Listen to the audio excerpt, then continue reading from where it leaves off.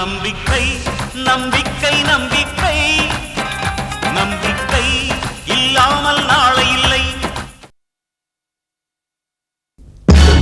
என்ன சசி, உங்க அப்பாவுக்கு கிட்னி தர வந்திருக்காங்களாமே? அப்படியா? எந்த ஊரியா நீங்க? கொட்டாம்பட்டி பக்கத்துல கிராமங்க. அங்க என்னையா பண்றீங்க? சந்தையில கத்திரிக்காய் வரங்க. கத்திரிக்காய் விற்கிறது ஒர்க் அவுட் ஆகலன்னு சொல்லிட்டு கிட்னி விற்க வந்துட்டீங்களா? கிட்னி கொடுத்து 5 லட்சம் ரூபாய் பணம் தருவான்னு பேப்பர்ல விளம்பரம் பார்த்தேன். கத்திரிக்காய் வியாபாரத்துல கொஞ்சம் நஷ்டமாயி போச்சு, விவசாயத்துல கடன் ஆகி போச்சு. இந்த 5 லட்சம் ரூபாய் கிடைச்சா கடனை கொடுத்துலாம் இல்லையா, அதனால தான் கிட்னி கொடுத்துலான்னு வந்தேன். ஏன் வரும்போது கையில 4-5 கிட்னி எடுத்துட்டு வர வேண்டியதானே? போகும்போது நல்ல விலைக்கு வித்துட்டு போலாம்ல. கோவப்படுறீங்களே, உங்க விளம்பரத்தை பார்த்தானா அவ்வளவு தூரத்துல இருந்து கிளம்பி வந்திருக்கோம். சரி சரி, வந்திருக்கிற வேலையை பார்த்து ஊருக்கு போங்க. எங்களுக்கு இப்ப கிட்னி வேணாம். ஐயா நீ கேட்ட ஏபி பாசிட்டிவ் நான் தான்யா. நீ பாசிட்டிவா இருக்கலாம்டா, நாங்கெல்லாம் நெகட்டிவ் கேரக்டர்ஸ். கிளம்புடா. நீங்க ஏதோ மோசடி பண்றீங்க. இவ்வளவு தூரம் வந்த பிறகு வேண்டாம்னு சொன்னா எப்படி? நீங்க கேட்ட அதே குரூப் தான் இவருடைய கிட்னி, இப்ப வேண்டாம்னு சொல்றீங்களா? டேய் நிறுத்துற.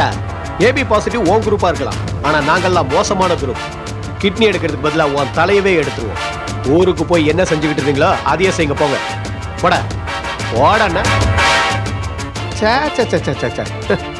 பெருசு எப்ப மண்டைய போடும், கோடிக்கணக்கான சொத்தை எப்ப நாம ஸ்வாஹா பண்ணலான்னு காத்துக்கிட்டு இருக்கோம். இவனுங்க என்னடா கிட்னி கொடுக்க வந்துட்டானுங்க. கிட்னி ஒரு ஆடு கொடுத்தா 1000கணக்கில் வந்து சேர்ந்துடுறானுங்க. இவனுங்களை சமாளிக்கிறது போதும் போதும் ஆயிடும் போல இருக்கு. சசி, நம்ம ஊர்ல பணம் கொடுக்கறேன்னு சொன்னா போதும், எதை வேணா வித்துருவானுங்க. ஜெய் வாங்கடா வாங்க.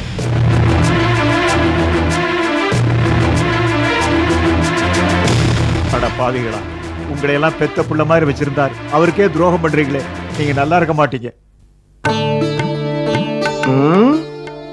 இவ்வளவு போட்டோஸ் வந்திருக்க, இதுல ஜெயந்திக்கு பொருத்தமான மாப்பிள்ளை பார்க்கணும்பா.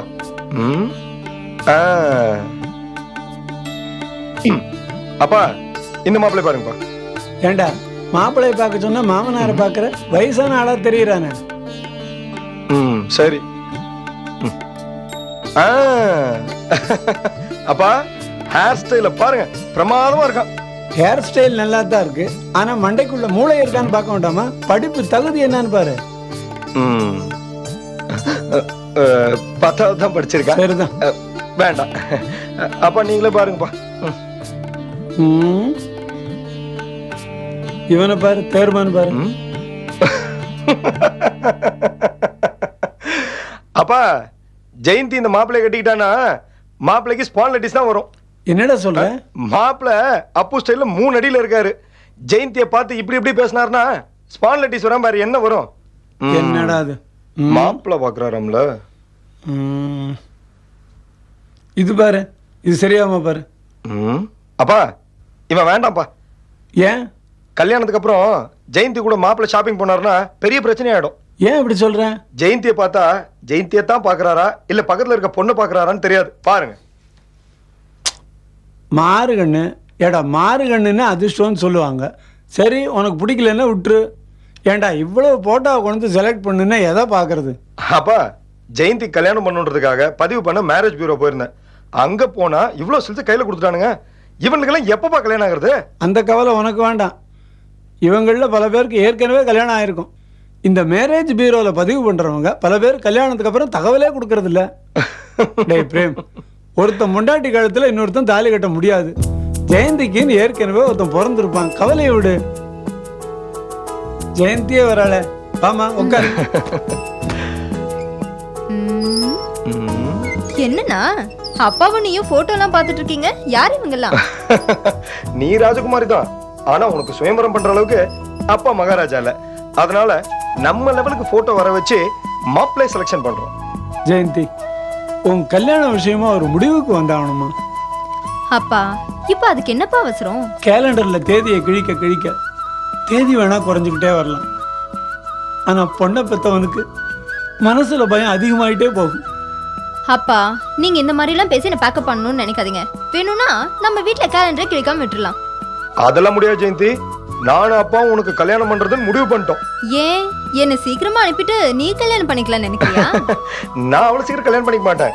நான் தொழில் ஏதாவது சாதிச்சுட்டு அதுக்கப்புறம் தான் கல்யாணம் பண்ணிக்குவேன். உன்னையும் அப்பாவையும் விட்டுட்டு நான் எங்கேயும் போக மாட்டேன். அப்படி சொல்லக்கூடாது ஜெயந்தி. ஒன்னு ஒரு நல்லவனா பார்த்து கட்டி வச்சுட்டா என் கடமை முடிஞ்சிடும்.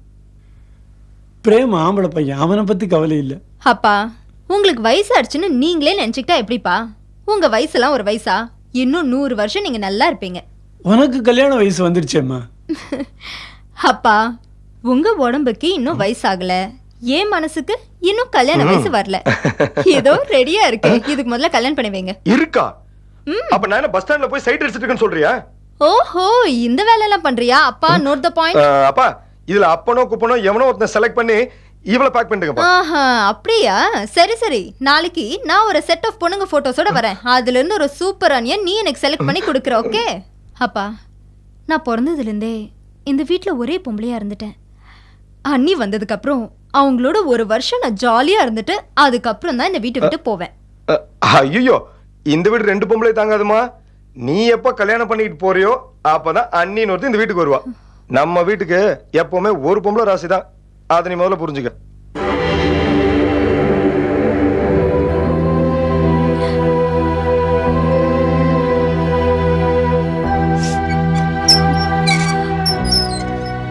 என்னம்மா அது? அவன் விளையாட்டா சொன்னதையெல்லாம் சீரியஸா எடுத்துக்கிட்டு அழ ஆரம்பிச்சுட்ட. அண்ணன் ஏதாவது தப்பா சொல்லியிருந்தா என்ன மன்னிச்சிருமா? இல்லைண்ண, நீ ஒன்னும் தப்பா சொல்லல. நீ சொன்னாலும் சொல்லலைனாலும் இந்த வீட்டுக்கு ஒரு பொம்பளை ராசிதான் போல இருக்கு.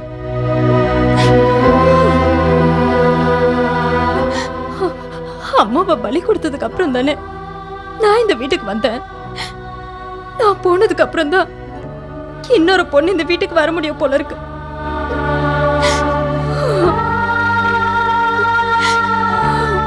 இங்க பாருமா ஜெயந்தி, நீ அழவே கூடாதுமா. நீ இந்த வீட்டு மகாலட்சுமி. உன் விருப்பப்படிதான் இங்க எல்லாமே நடக்கும். போதுமா? கண்ணை தொடச்சுக்கோ. சாரி ஜெயந்தி, நான் உன் மனசை புண்படுத்திட்டேன்ல. இங்க பாருமா, இந்த மாப்பிள்ள எல்லாம் உனக்கு யாரும் வேண்டாம். உனக்கு IAS IPSன்னு சூப்பரா மாப்பிள்ளை பிடிச்சிட்டு வரேன் பாரு. டேய் வேண்டாம்டா, அவங்களுக்கெல்லாம் கோர்ட்டு கேஸ்ன்னு அலையறதுக்கே நேரம் சரியா இருக்கும். குடித்த நடத்துறதுக்கு ஏது நேரம்? 46, 47, 48, 49, 50. Well done Pooja. என் ஃப்ரெண்ட் என்ன இப்படிதான் இருக்கணும். 50 என்ற வரைக்கும் தண்ணியிலே முழுகி இருப்பேன்னு சொன்னா நிரூபிச்சுட்டா. ஸோ பூஜா, இன்னைக்கு உன் செலவுலாம் நான் தான் எடுத்துப்பேன், ஓகேவா? ஓகே. என்னடி நிர்மலா, பூஜாவை பாத்தியா? 50 என்ற வரைக்கும் தண்ணிக்குள்ளேயே இருப்பேன்னு சொன்னா நிரூபிச்சுட்டா. ஸோ நீ இப்ப தோத்துட்ட. அடுத்தது நீ தான் தண்ணியில குதிக்கணும். ஏ அருணா, வேணாண்டி, எனக்கு தண்ணி ஒத்துக்காது. என்னது? தண்ணி ஒத்துக்காதா? ஹேய், என்னடி இவ இப்படி சொல்றா?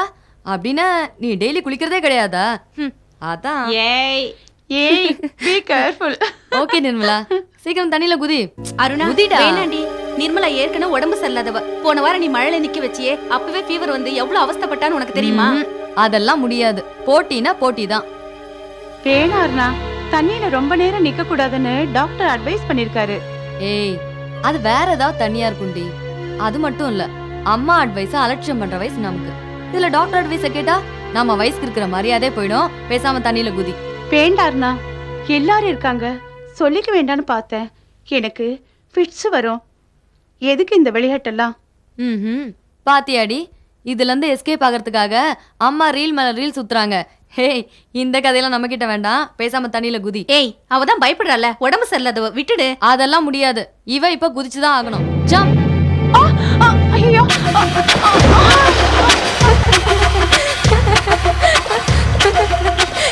ஏய் பாரு, ஏய் பாரு, அவ தண்ணிலே நடிக்க ஆரம்பிச்சிட்டாடி. ஏய் நிர்மலா, நீ என்ன ஆக்ட் பண்ணாலும் நாங்க நம்ப தயாரா இல்ல.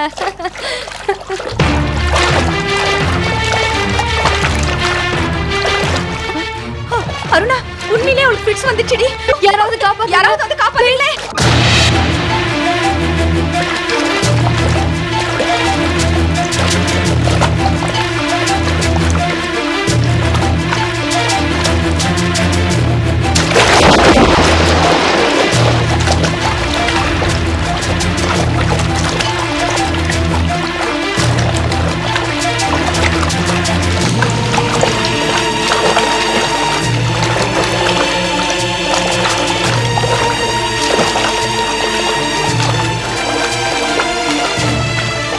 நிர்மலா, பாரு நிர்மலா. பக்கத்துல பக்கத்துல இருக்க ஹாஸ்பிட்டலுக்கு கூட்டு போய்.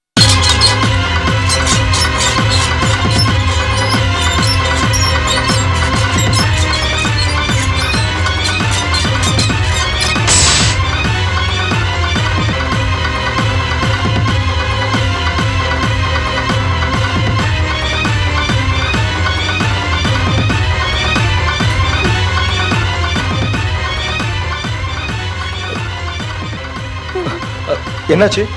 உள்ள ட்ரீட்மெண்ட் நடந்துட்டு இருக்கு. எனக்கு பயமா இருக்கு சார். எல்லாம் என்னால் தானே வந்தது.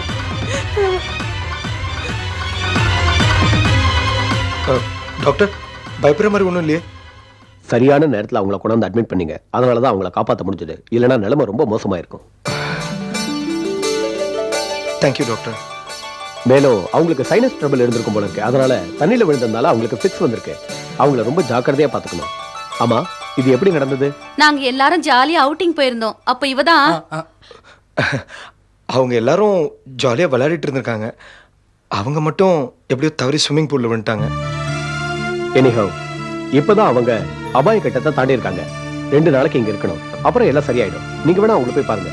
நான் வரேன். சரி டாக்டர். ஓகே.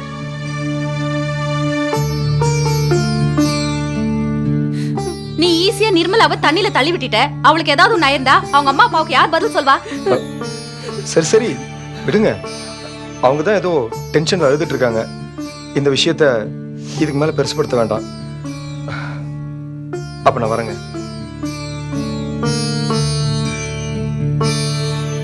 உன்ன மாதிரி அவரும் பணக்காரர்னு நினைக்கிறேன். அதான் நமக்கு வந்து ஹெல்ப் பண்ணிட்டு போறாரு. அவர்கிட்ட எவ்வளவு அடக்கம் பாத்தியா? உன்ன மாதிரி பணம் இருந்தா அதை வெளியில காட்டிக்கணும்னு அவசியம் இல்ல. அந்த மனுஷனை பார்த்தாவ தெரிஞ்சுக்க. வாடி.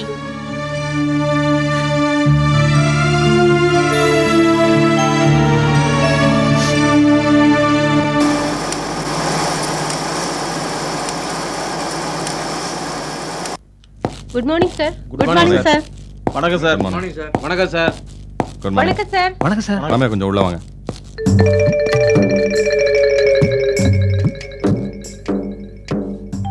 ஐம்பது கிலோ கூட தேர மாட்டான் ராமையா. முதலாளியா இவனுக்கு இவ்வளவு வெயிட் தர்றாரு? வாங்க ராமையா, உட்காருங்க. பரவாயில்ல சார். ராமையா, வெளில இருக்கிறவங்களுக்கு தான் நான் எம்டி, உங்களுக்கு இல்ல. உட்காருங்க. Thank you sir. அன்னைக்கு உங்க வீட்டுக்கு வரும்போது நான் எதுவுமே வாங்கிட்டு வரல. நீங்க வந்ததே பெரிய விஷயம் சார். அப்படியெல்லாம் ஒன்றும் இல்லை ராமையா. நல்லா சாப்பாடு போட்டீங்க. ரொம்ப நல்லா சமைச்சிருந்தாங்க உங்க பொண்ணு. அவங்களுக்கு தேங்க்ஸ் சொல்லிடுங்க. அதோட இந்த வாட்சும் கிஃப்டா கொடுத்துருங்க. இதெல்லாம் எதுக்கு சார்? நீங்க எங்க குடும்பத்து மேல காட்டுற அன்பு அக்கறை அது போதும் சார். ராமையா, இதை வாங்குறதுனால அந்த அன்போ அக்கறையோ ஒன்றும் குறைஞ்சிடாது. வாங்கிங்க. Thank you sir. ராமையா, காஃபி சாப்பிட்றீங்களா? ராமையா, முதலாளி வாட்ச் பிரசன்ட் பண்ற அளவுக்கு உன் குடும்பத்துக்கும் அவருக்கும் அப்படி என்ன உறவு? இது லேசில் விட மாட்டேன். இனிமே தொடர்ந்து வாட்ச் பண்றேன்.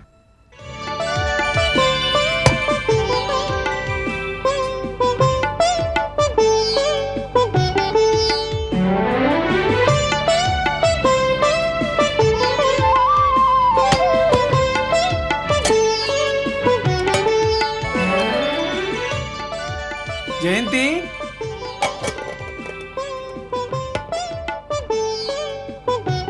அப்பா என்னப்பா அது? சீக்கிரமா வரேன்னு சொன்னீங்க, இவ்ளோ லேட் ஆயிடுச்சு. வேலை அதிகம்மா.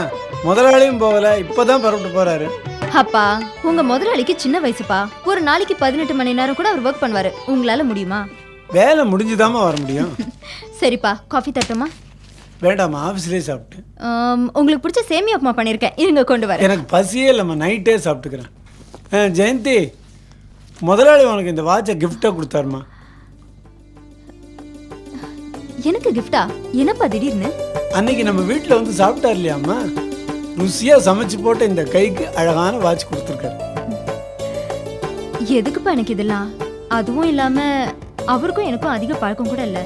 உங்க முதலாளிங்கிற முறையில நீங்க வீட்டுக்கு அழைச்சிட்டு வந்தீங்க, நான் சாப்பாடு போட்டேன், அவ்வளவுதானே. முதலாளி நம்ம குடும்பத்தை தனியா பார்க்கல. நான் அவர்கிட்ட கை நீட்டி சம்பளம் வாங்குறேன். ஆனா ஒரு நாள் கூட என்ன வேலைக்காரனா நடத்தினது இல்லை. அதுவும் இல்லாம நீ அன்னைக்கு சமைச்சு போட்டியே சாப்பாடு, அதை பத்தி வாய்க்கு வாய் பெருமையா பேசுறாருமா. அதுக்காக இவ்வளவு பெரிய கிஃப்ட் தரணுமாப்பா? முதலாளிக்கு பெரிய மனசு, உள்ள கொண்டு போய் வையேன். சரிப்பா.